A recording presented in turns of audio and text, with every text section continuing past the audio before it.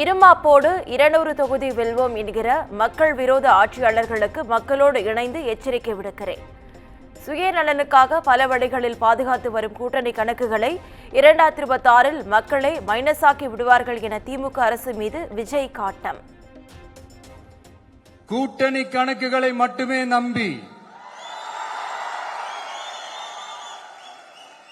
இருமாப்புடன் 200 வெல்வோம்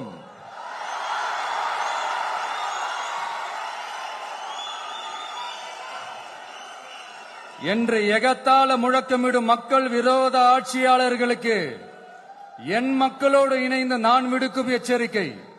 2026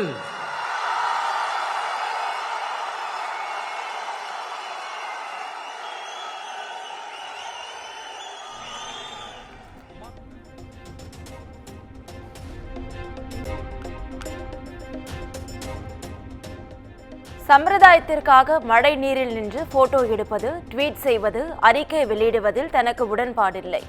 தமிழக வெற்றி கழக தலைவர் விஜய் கருத்து.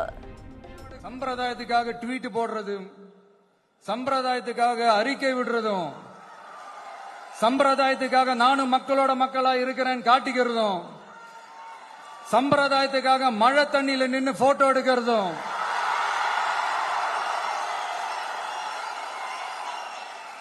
எனக்கு அதுல கொஞ்சம் கூட உடன்பாடே இல்ல.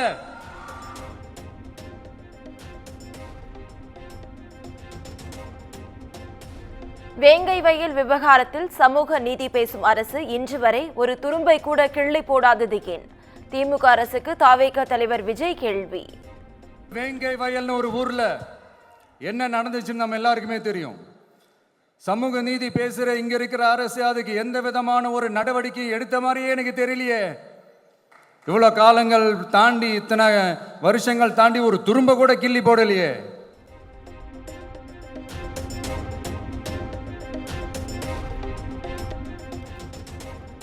மணிப்பூரில் நடைபெற்று வருவதை சிறிதளவும் கண்டுகொள்ளாமல் மத்திய அரசு ஆட்சி செய்து வருகிறது.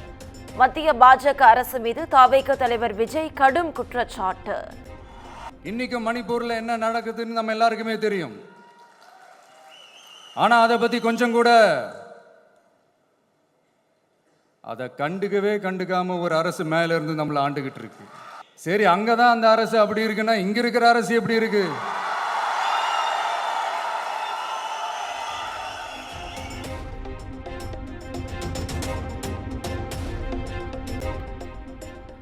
ஜனநாயகத்தின் ஆணிவேரான தேர்தல் சுதந்திரமாகவும் நியாயமாகவும் நடைபெறுவதாக மக்களுக்கு நம்பிக்கை வர வேண்டும்.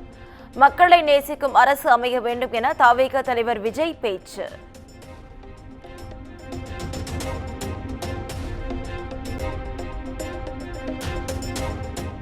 விசிக தலைவர் திருமாவளவனுக்கு கூட்டணி கட்சிகளால் கொடுக்கப்படும் அழுத்தத்தை தன்னால் யூகிக்க முடிகிறது.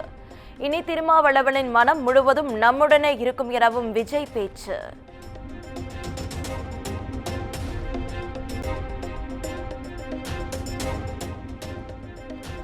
விஜய் பங்கேற்ற நிகழ்ச்சியில் கலந்து கொள்ள வேண்டாம் என்பது நான் சுதந்திரமாக எடுத்த முடிவு. கூட்டணி கட்சிகளின் அழுத்தத்திற்கு இணங்கும் அளவிற்கு நானும் விசிகவும் பலவீனமாக இல்லை எனவும் திருமாவளவன் பேட்டி. அப்படி எந்த அழுத்தமும் இல்லை என்பதை நான் தெளிவுபடுத்தியிருக்கிறேன். அழுத்தம் கொடுத்து அதற்கு இணங்கக்கூடிய அளவுக்கு நானோ அல்லது விடுதலை சிறுத்தைகள் கட்சியோ பலவீனமாக இல்லை என்பதையும் பதிவு செய்ய விரும்புகிறேன்.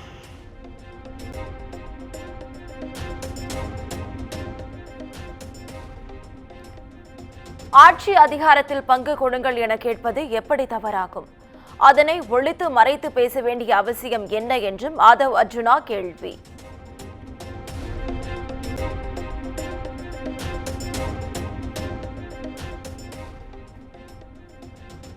தமிழகத்தில் 2026 மன்னராட்சி ஒழிக்கப்பட வேண்டும். சினிமா துறையை ஒரே ஒரு நிறுவனம் கட்டுப்படுத்துவதாகவும் விசிக துணை பொதுச் செயலாளர் ஆதவ் அர்ஜுனா குற்றச்சாட்டு.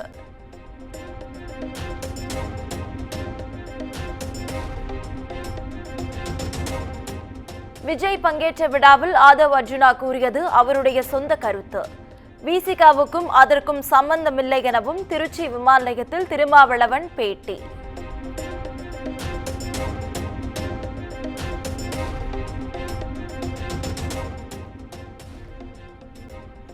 பெஞ்சல் புயல் பாதிப்புக்கான நிவாரண நிதியாக தமிழகத்திற்கு 944.80 கோடி ரூபாய் ஒதுக்கியது மத்திய அரசு.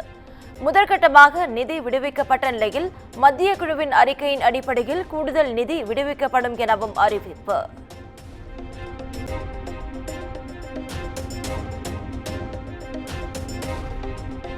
பெஞ்சல் புயல் பாதிப்புகளை ஆய்வு செய்ய தமிழகம் வந்தது மத்திய குழு. விழுப்புரம், கடலூர், திருவண்ணாமலை உள்ளிட்ட பகுதிகளில் இன்று ஆய்வு மேற்கொள்ள இருப்பதாக தகவல்.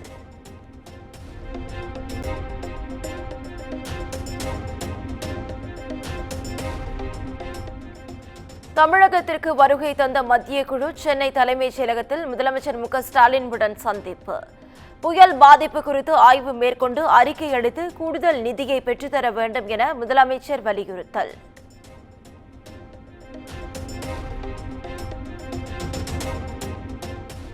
பெஞ்சல் புயல் நிவாரண நிதியாக மத்திய அரசு விடுவித்துள்ள 944 கோடி ரூபாய் என்பது போதுமானதாக இருக்காது. துணை முதலமைச்சர் உதயநிதி ஸ்டாலின் பேச்சு.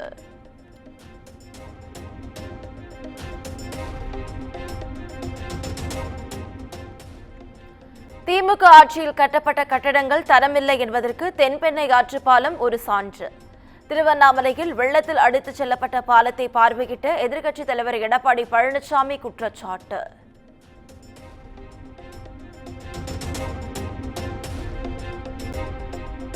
வளிமண்டல சுழற்சி காரணமாக வங்கக்கடலில் புதிய காற்றழுத்த தாழ்வு பகுதி இன்று உருவாகிறது.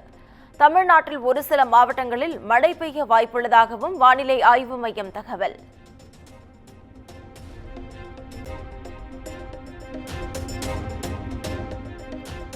சபரிமலையில் நடிகர் திலீப் சிறப்பு தரிசனம் செய்ததற்கு கேரள உயர்நீதிமன்றம் கண்டனம்.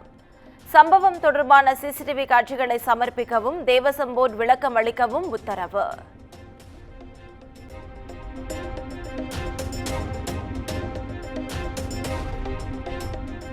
மும்பை மற்றும் அகமதாபாத்தில் உள்ள 7 இடங்களில் அதிரடி சோதனை மேற்கொண்ட அமலாக்கத்துறை. குற்றச் செயல்களில் தொடர்புடைய 13.5 கோடி ரூபாயை பறிமுதல் செய்து விசாரணை.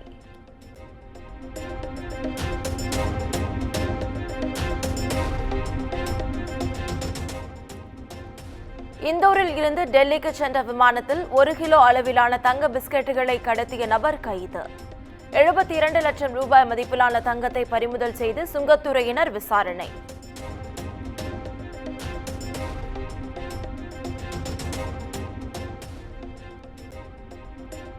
ஐதராபாத்தில் புஷ்பா 2 படத்தின் சிறப்பு காட்சியின் போது கூட்ட நெரிசலில் சிக்கி பெண் பலியான சம்பவம். 25 லட்சம் ரூபாய் நிவாரணம் வழங்குவதாக அறிவித்துள்ளார் நடிகர் அல்லு அர்ஜுன்.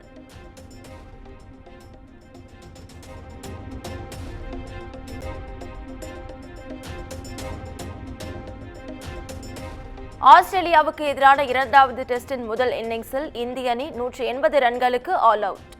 முதல் நாள் ஆட்ட நேர முடிவில் ஆஸ்திரேலிய அணி 1 விக்கெட் இழப்பிற்கு 86 ரன்கள் எடுத்தது.